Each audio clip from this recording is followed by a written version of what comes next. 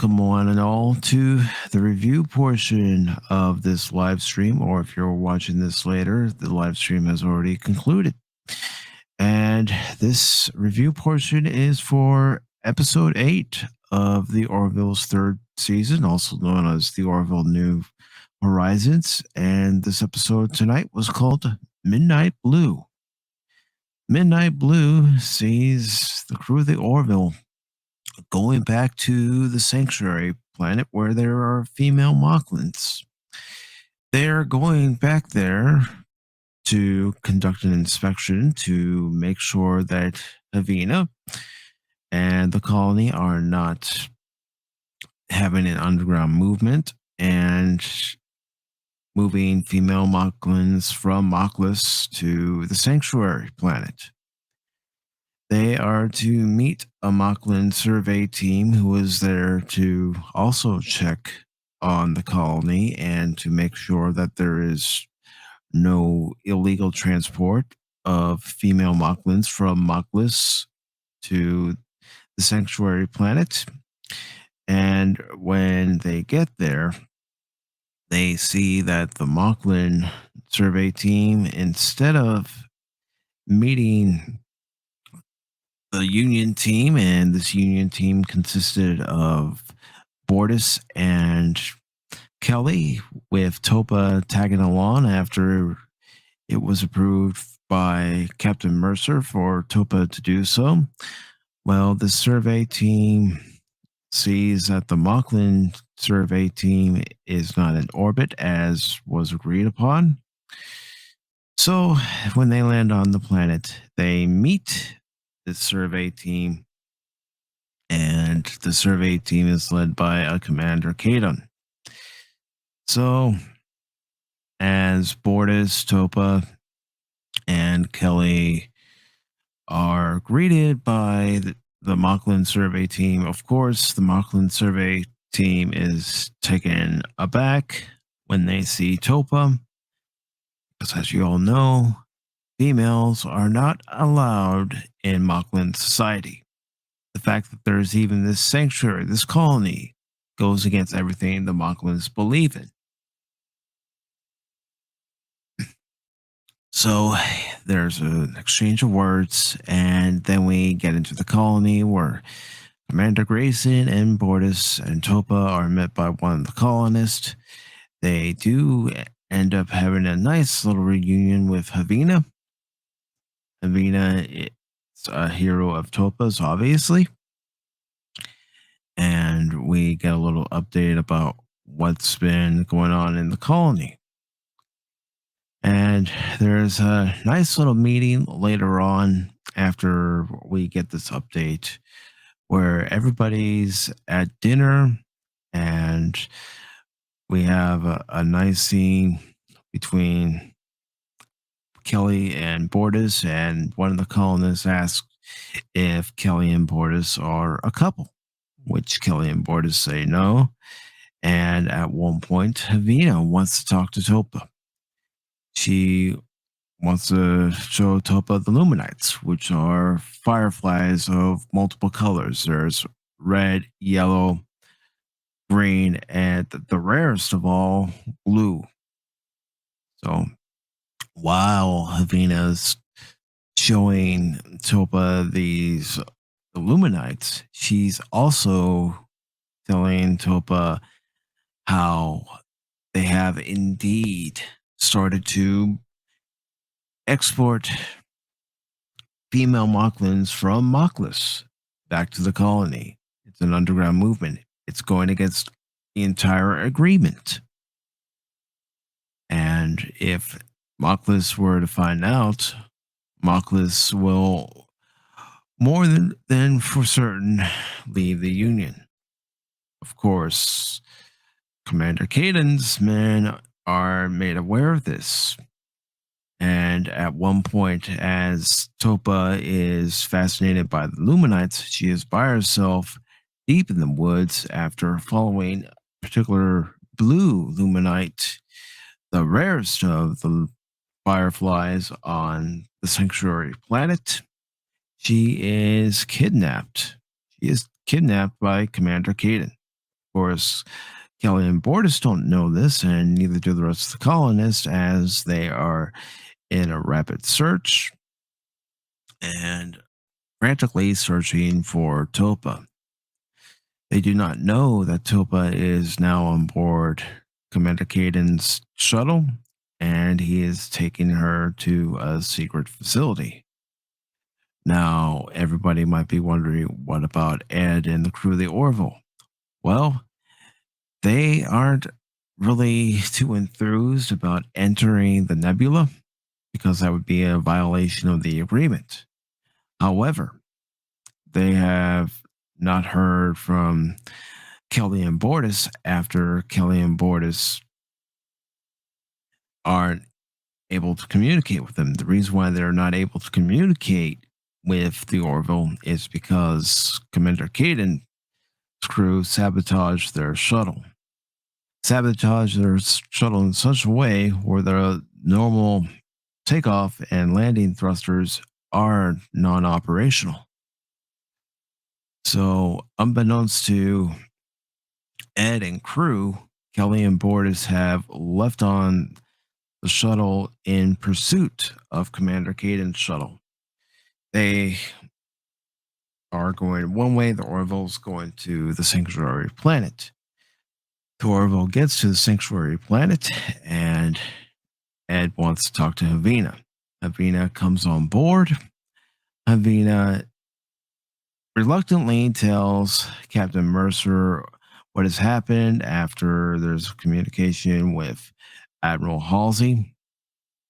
And there's also some persuasion, a clever persuasion tactic by Captain Mercer when he has a holographic simulation of one Dolly Parton created in the simulator.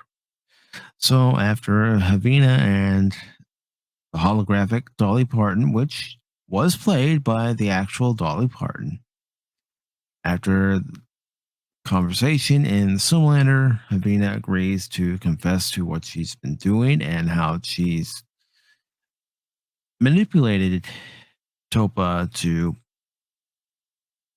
be part of this network, this underground network to smuggle female Mocklins from Mocklis to the sanctuary. Meanwhile, Kelly and Bortis are in pursuit of the Mocklin shuttle's ion trail. They arrive at this planet in the system. It's a sole planet in the system where there is this secret Mocklin base.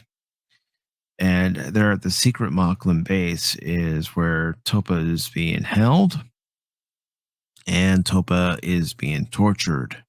She's being tortured by Mocklin, who himself looked like he'd been tortured. He lost the use of his left eye, and he wants to know who is the informant that is letting Havina and the rest of the sanctuary colony basically take the female Mocklins that are born on Mocklis and allow them onto the sanctuary planet. Of course, Kelly and Bortis are in hot pursuit. They land on this planet. They get on foot. At one point, as they're walking, there's a gap between and where they're going and where they need to be. It's basically this deep trench that they come across. Bortis is able to leap across and land on the other side, but Kelly, in her attempt, slips and she hurts her shoulder. After putting a dermal regenerator device, a regenerative device on Kelly's shoulder and allowing it to heal, Kelly and Bortis reach the secret Mocklin facility. And again, for anybody just joining, this will have spoilers, which I've been trying to make sure I just let everybody know. But Kelly and Bortis reach this facility. They get into the facility, and and they manage to find the room that Topa is being tortured in, as she is now being tortured by the same Lachlan, but he's using a krill weapon. It's the same torture device. I'm guessing, I'm presuming, I'm assuming that was used against Lieutenant Tyler. Of course, we all know who Lieutenant Tyler is. Yes, Spock. Yes, yes, definitely. This episode. Yes, yeah, yes, absolutely, brother. I hope I get to see you over on Nortorial stream just shortly. But this episode, as Spock was saying, and this will be in the review portion when I edit down this video, just like last week's. But when Bortus and Kelly finally reach Topa, where she's being tortured, and they enter the room, and Bortus sees what's happening to Topa. Oh man, I mean, I'm not a parent, but I can only imagine what any parent would feel if they saw somebody abusing their child, like Topa was being abused in this episode. You know, the amount of anger, the rage, and we do see it from Bortus. We do see it from Bortus. He beats the ever loving crap out of the guy that's torturing Topa, and then Topa, Kelly, and Bortus end up leaving. Yeah, yeah. Oh, yeah. You got that right. You got that right. You know, of course, Bortus and Kelly moment. Yeah, their friendship, their bond, not just as shipmates, but as friends. Yeah, it did. It did. You know, when Worf and Jadzia are especially on that one planet, and they have to make a decision, either rescue the informant or you know let the informant die. And what ends up happening in some Worf's primal rage, I definitely saw that. But Kelly, Bortus, and Toba leave. They're being pursued by Moclan fighters. Bortus tells Kelly the weakness of these Moclan fighters is their exhaust ports. So they're able to take the Moclan fighters out, and they set course to Earth. Meanwhile, on Earth, with Vina having traveled to Earth with the crew of the Orville to testify against the Union Council, Vina pleads her case and says why they should be, you know, they shouldn't be punished for doing what they're doing. They're trying to, help other Mocklins who are just like them and help them to prosper, to thrive instead of being held down. Of course, there's tensions, and the Mocklin ambassador doesn't like what's going on, of course, and that's even proven later on when there's a meeting between the Mocklin representatives and the Union, consisting of Admiral Azawa, Admiral Halsey, and the Union president, once again played by Bruce Boxleitner. So he makes another appearance in this season, which that was great to see. Yes, it was great to see him again. It's all right. You could call him Sheridan if you want. Bruce Boxleitner, John Sheridan. It's whatever helps you remember the character. And you know there's the scene with the Mocklin representatives and the Mocklin ambassador, and like I was saying, Admiral Halsey and Admiral Azawa, and the Union president, once again played by Bruce Boxleitner. And as they're going back and forth, back and forth. Gordon's in the room too. Gordon asked to go down and witness what was going on in the council because Topa's like a sister to her. The reason why that's happened and the reason why I'm bringing it up now is early on in the episode, Topa admits to Gordon that she likes him. But of course, Gordon says, "You're more like a sister to me." Yeah, and Spock, you're right. There are just so many moments in this episode, but you know, Gordon at one point gets you could tell it's eating at him. He's getting tired of hearing what the Monklin representatives are saying, and he says, "You know, every time something happens, we always have to make a compromise for you. We always have to adapt for you." And of course, Admiral Halsey and Ed are telling Gordon to be quiet, simmer down. But Gordon's right. The union's always making compromises for the Monklins. And, there are probably more people like Gordon who are tired of it, especially seeing the hypocrisy of the Monklins. But what this all leads to is another scene inside the council chambers when the Mocklin representatives are there. Yes, yes, Gordon is absolutely right. Gordon is absolutely right, my friend. He's absolutely right because that's exactly what the union does. They they back off. They go, okay, okay, okay. We're backing off. We're backing off. We're not going to do anything. But as we get this next scene in the council chambers of the union, and the Mocklin representatives are saying, "You have no proof of what we've been doing. You have no circumstantial evidence as far as what Havina's group is doing.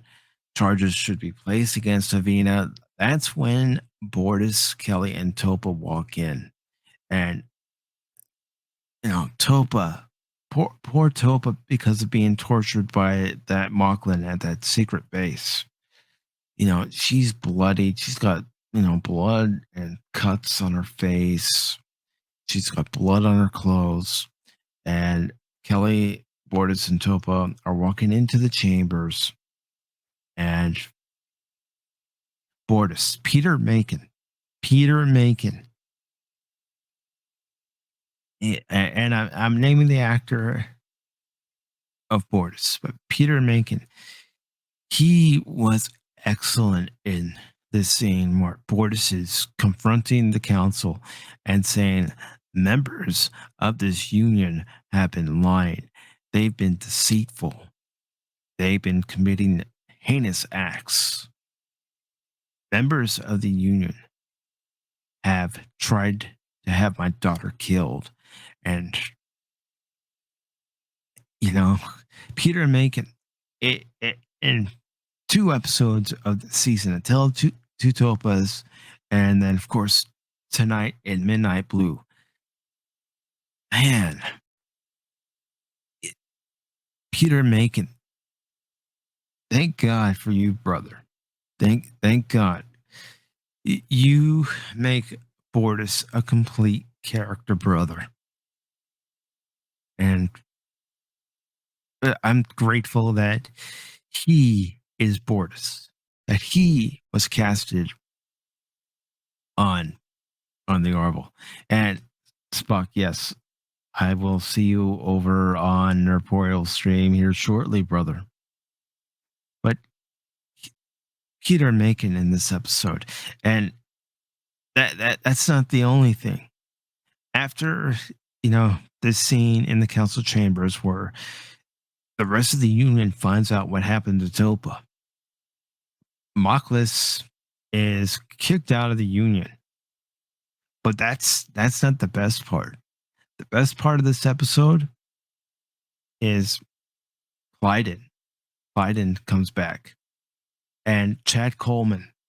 Chad Coleman in this episode, ladies and gentlemen, If you thought Peter Macon was good, Chad Coleman was right up there.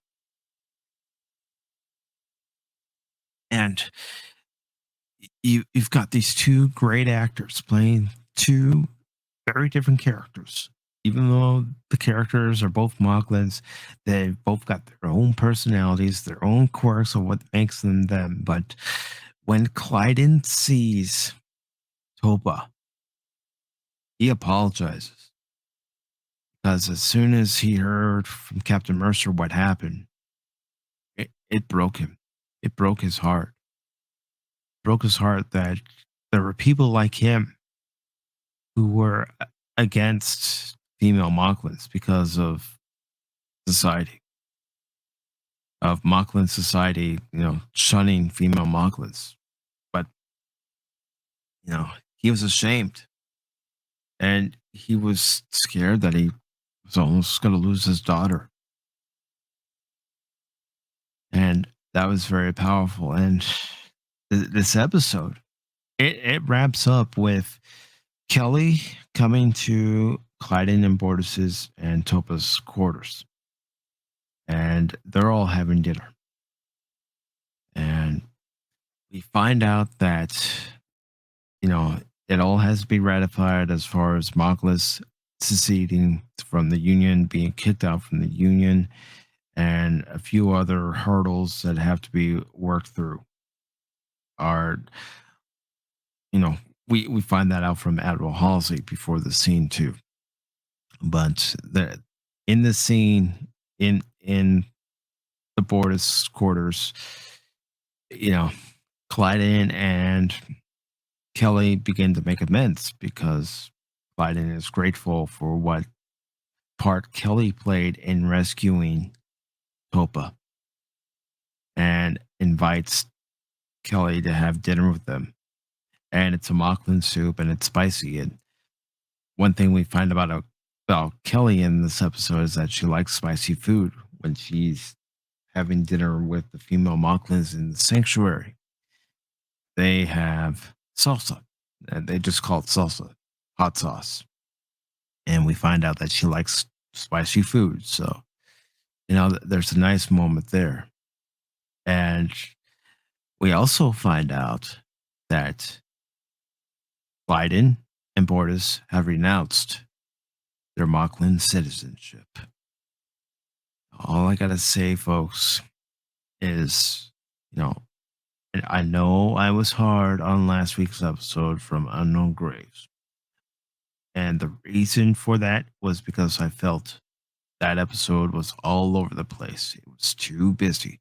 There were four plot threads going on all at once. This one had two. This is how it should be in storytelling. You should have two plot threads, your A story and your B story. You know, your A story would be considered Topa and what ends up happening to Topa and how Kelly and Boris have to go rescue her. The B story about what Havina and the colonists have been doing against what was agreed upon and the fact that she has to answer for it by meeting with the Union Council. And that's how it should be. And how those two plot threads come together. That's how it should be. And for this episode, I'm gonna give it a 4.5 out of 5. This episode was very good. And for any of you parents out there, I would love to hear your reaction.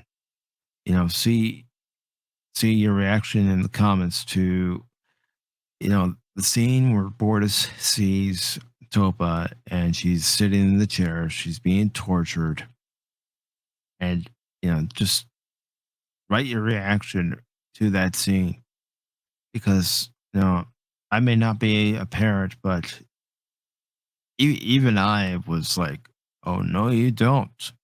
No, you don't, sons of bitches! No, you don't." But this episode, to me, is a 4 out of 5. if you want to know what it is out of a 1 to 10 scale, I'm giving it an 8.5, an 8.5 out of 10. That's what it is in a 1 to 10 scale, and a 1 to 5 scale, I'm giving it a 4.5. I know two different numbers, but that's how it is, and that's going to be my score on Nerdporials. So if you've already watched Nerdporials stream, by the time this is all said and done, well, you already know. So definitely recommend this episode. Definitely recommend this episode if you're a parent because of, everything that goes on in this episode. I mean, there's a lot that goes on in this episode, and I really enjoyed it. It was very good. Very good. So I want to thank you all for watching this episode of Pacific Forum 4 episode reviews, and more specifically, this reaction, this review to Midnight Blue, the eighth episode of the Orville's third season, also known as the Orville New Horizons. Thank you all very much. Have yourselves a good morning, good afternoon, good evening, and as always, take care.